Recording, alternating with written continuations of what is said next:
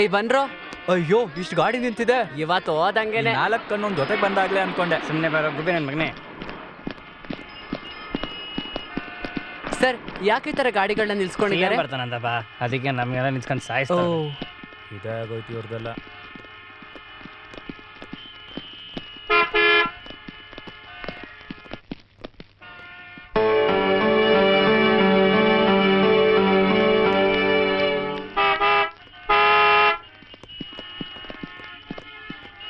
Sir CM ಬರ್ತಾರೆ ಅಂತ 1 ಅವರಿಂದ ಕಾಯ್ಸ್ಕೊಂಡು ಕೂತಿದ್ರಲ್ಲ ಸರ್, ನೋಡಿ ಸರ್ ನೋವಲ್ಲಿ ಅಳ್ತಾ ಇದ್ದಾಳೆ. ನಾನು ಬೇಕಾದ್ರೆ ಒಂದು ಮೂಲೆಯಲ್ಲಿ ಹೋಗ್ಬಿಡ್ತೀನಿ ಸರ್. ಯೋ ನಿನ್ಗೆ ಹೆಸರು ಹೇಳ್ಬೇಕಪ್ಪ. CM ಇವತ್ತು ಡಾಕ್ಟರ್ ಪಟ್ಟ ತಗೋತಾ ಇದ್ದಾರೆ. ಅವ್ರು ಈ ರೋಡ್ನ ಕ್ರಾಸ್ ಮಾಡೋವರೆಗೂ ಯಾರನ್ನೂ ಅಲೋ ಮಾಡಂಗಿಲ್ಲ.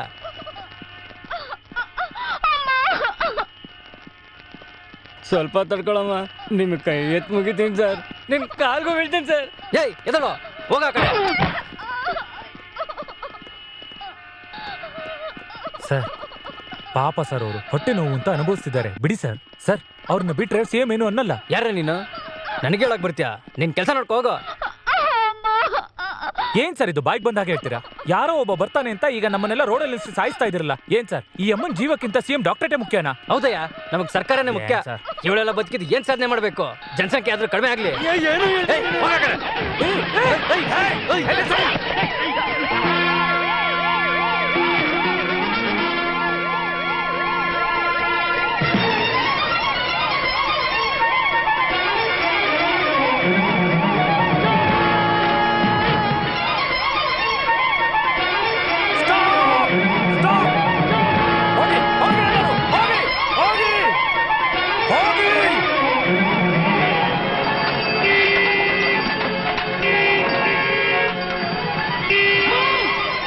ಏನ್ ಮಾಡ್ತಾರೆ ಹೋಗಿ.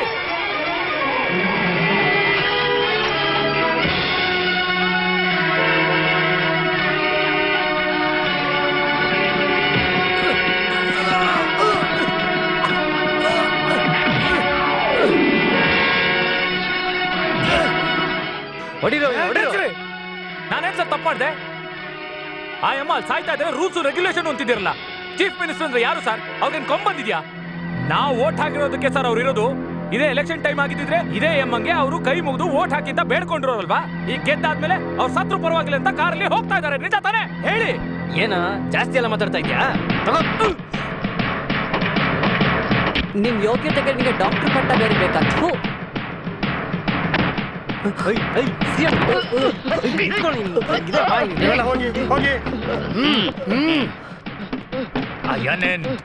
ಹೋಗಿ ನೀನು ಬಂದು ಕೂತ್ಕೋ. ಏಯ್ ಕರೆಕ್ಟ್ ನಿಂತ್ಕೋ, ಆ ಕಡೆ ನಿಂತ್ಕೋ. ಅವನ್ನ ಬಿಟ್ಬಿಡಿ.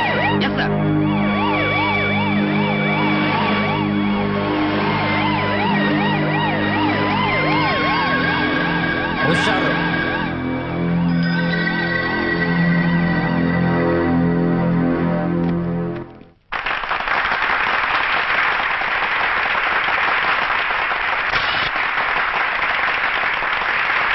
ಇದುವರೆಗೂ ನಮ್ಮ ಅಸೋಸಿಯೇಷನ್ನಿಂದ ಎಷ್ಟೋ ಜನಕ್ಕೆ ಡಾಕ್ಟರೇಟ್ ಪದವಿ ನೀಡಿದೆ. ಆದರೆ ಮಾನವೀಯತೆಯ ಮೊರೆಯಲ್ಲಿ ಮೊಟ್ಟ ಮೊದಲು ಡಾಕ್ಟರ್ ಪದವಿ ಪಡೆಯುತ್ತಿರುವುದು ನಮ್ಮ ಆತ್ಮೀಯವಾದ ಮುಖ್ಯಮಂತ್ರಿ ವೀರಸ್ವಾಮಿಯವರು. ನಿನ್ ಯೋಗ್ಯತೆಗೆ ಡಾಕ್ಟರ್ ಪಟ್ಟ ಬೇರೆ ಬೇಕಾ? ಈ ಡಾಕ್ಟರ್ ಪದವಿಯಿಂದ ಅವರಿಗೆ ಹೆಮ್ಮೆ ಅನ್ನೋದಕ್ಕಿಂತ ಆ ಹುಡುಗ ಯಾರು ಏನು ಅಂತ ಸ್ವಲ್ಪ ವಿಚಾರಿಸಿಡು.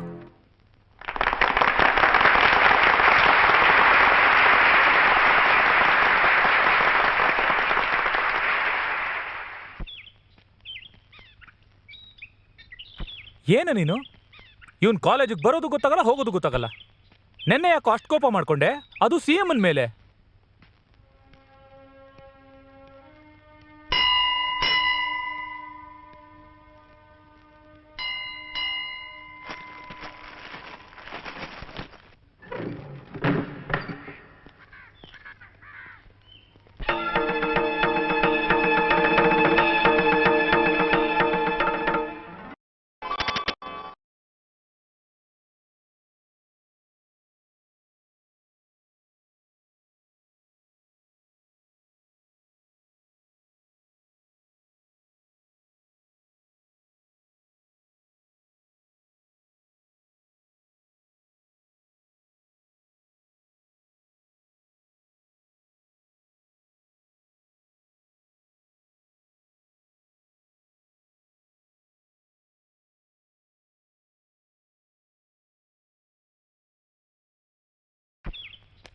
ಯಾಕೆ ಬಾಗ್ಲಾಗಿದೆ? ಬಾಗ್ಲು ತೆಗೆಯ. ಬಾಗ್ಲು ತೆಗಿದ್ದೇ ಇಲ್ವಾ?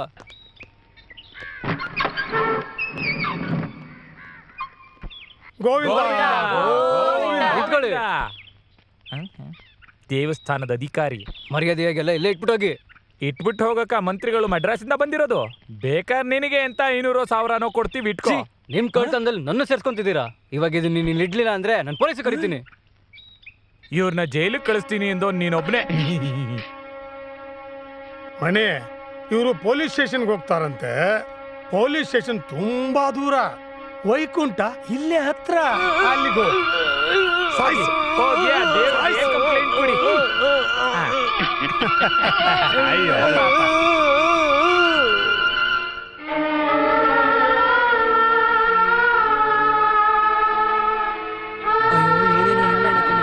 ಪಾಪ ತುಂಬಾ ಒಳ್ಳೆ ವ್ಯಕ್ತಿ. ಅವಸರ ಪಟ್ಟು ಈ ತರ ನಿರ್ಧಾರ ತಗೊಂಡ್ಬಿಟ್ನಲ್ಲ.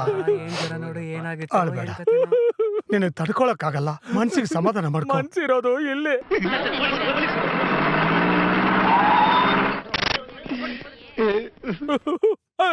ಬನ್ನಿ ಸರ್, ಹುಂಡಿಲಿ 600 ರೂಪಾಯಿ 60 ಪೈಸಾ ಇತ್ತು. ಅದನ್ನು ಹೋಗಿ ಕದ್ದಿದ್ದಾರೆ. ಸಾಹೇಬ್ರು ಅವ್ರನ್ನ ರೆಡ್ ಹ್ಯಾಂಡ್ ಆಗಿ ಹಿಡಿದ್ರು. ಅವಮಾನ ತಡ್ಕೊಳಕ್ಕಾಗದೆ ನೇಣು ಹಾಕೊಂಡ್ಬಿಟ್ರು. ಹೇಳಯ್ಯ ಕೈ ಹೌದು ಸರ್, ಅವರೇ ನೇಣು ಹಾಕೊಂಡ್ಬಿಟ್ರು ಸರ್. ಅವನ್ಗೆ ಮಾನ ಇತ್ತು. ಅಲ್ಲಿ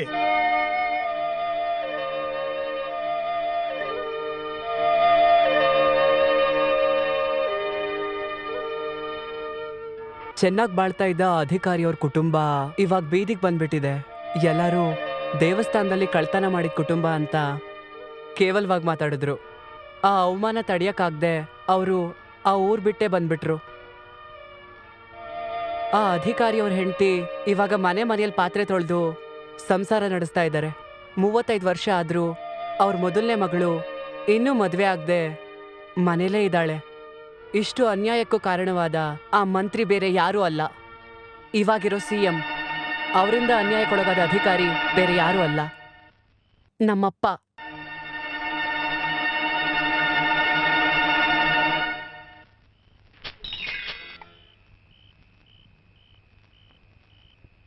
ಏನಕ್ಕೂ ಪ್ರಯೋಜನ ಇಲ್ದೇ ಇರೋನು ಅನ್ಕೊಂಡೆ.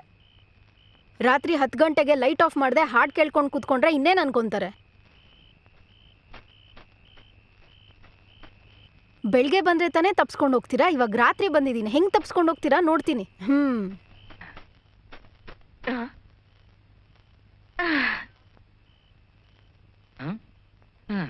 ಕೃಷ್ಣ ಕೃಷ್ಣ, ನೀನ್ ಯಾಕೆ ಹೆಂಗ್ ನಂಗೆ ಹಿಂಸೆ ಕೊಡ್ತಾ ಇದ್ಯಾ? ನೀನ್ ನನಗೆ ಗಂಡನೂ ಕೊಡ್ತಿಲ್ಲ, ಇವ್ರು ನನಗೆ ಬಾಡ್ಗೆನೂ ಕೊಡಲ್ಲ ಅಂತಾರೆ. ಒಬ್ಳೆ ಈ ಚಿಕ್ಕ ಹುಡುಗಿ ಇನ್ನೇನ್ ಮಾಡ್ತಾಳೆ? ಏನ್ ಅಂಡಾಳಮ್ಮ, ಏನೋ ಚಿಕ್ಕ ಮಗು ಅದು ಇದು ಅಂತ ನಿನ್ ಮೊಮ್ಮಗಳ ಬಗ್ಗೆ ಮಾತಾಡ್ತಿದ್ಯಾ? ಬಾಡ್ಗೆ ಏರಿಸ್ಬಿಡ್ತೀನಿ, ಹುಷಾರು. ಇಲ್ಲ ಅಂಡಾಳ್, ಒಬ್ಳೆ ಇದ್ದು ನೀನ್ ಯಾಕೆ ಇಷ್ಟೊಂದು ಕಷ್ಟಪಡ್ಬೇಕು? ಕಾಲಕ್ಕೆ ಒಂದು ಮದ್ವೆ ಮಾಡ್ಕೊಂಡು ಲೈಫಲ್ಲಿ ಸೆಟ್ಲ್ ಆಗ್ಬೇಕು ತಾನೆ. ನಾನಾ ಬೇಡ ಅಂತಿದ್ದೀನಿ. ಆ ಕೃಷ್ಣನೇ ಒಂದು ಒಳ್ಳೆ ದಾರಿ ತೋರಿಸ್ತಾ ಇಲ್ಲ. ಕೃಷ್ಣ ತೋರಿಸಿದ್ರೆ ಒಂದು ಕತ್ತೆನ್ ಕೂಡ ಮದ್ವೆ ಮಾಡ್ಕೋತೀನಿ, ಒಂದು ನಾಯಿನ ಮಾಡ್ಕೊಂಡ್ರು ಮಾಡ್ಕೋತೀನಿ. ಯಾಕೆ ನಿನ್ನನ್ನು ಹೇಳಿದ್ರೂ ಮದ್ವೆ ಮಾಡ್ಕೋತೀನಿ. ಆ ಕೃಷ್ಣ ನನಗೆ ಯಾವಾಗ ದಾರಿ ತೋರಿಸ್ತಾನೋ. ಏನು ಯೋಚನೆ ಮಾಡ್ತಿದ್ಯಾ? ಹೊಸ ಸಂಶೋಧನೆ. ಕೃಷ್ಣ ಅಂಡಾಳಮ್ಮ ಬಾಡಿಗೆನೇ ಕೊಡದೆ ತಪ್ಪಿಸ್ಕೊಳ್ಳೋದು ಹೆಂಗೆ? ಹೇಗೆ? ರೇಪ ಚೂಡು ಸಂಭವಾಮಿ ಯುಗೆ ಯುಗೆ.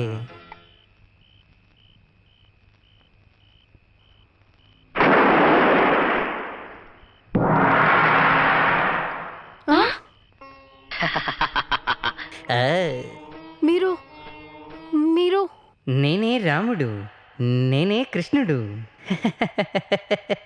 నేనే NTR. ಕೃಷ್ಣರು ಕಪ್ಪಾಗಿರ್ತಾರೆ ಅಂತಲ್ವಾ ನಾನು ಕೇಳ್ಪಟ್ಟಿದ್ದೀನಿ.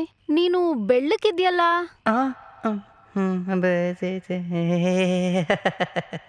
ನಾನು ಉಜಲ ಉಪಯೋಗಿಸ್ತೀನಿ. ನೀನುನಾ? ಸುಮ್ಮನೆ ತಮಾಷೆಗೆ ಸುಮ್ಮನೆ ಆಟ ಆಡ್ದೆ.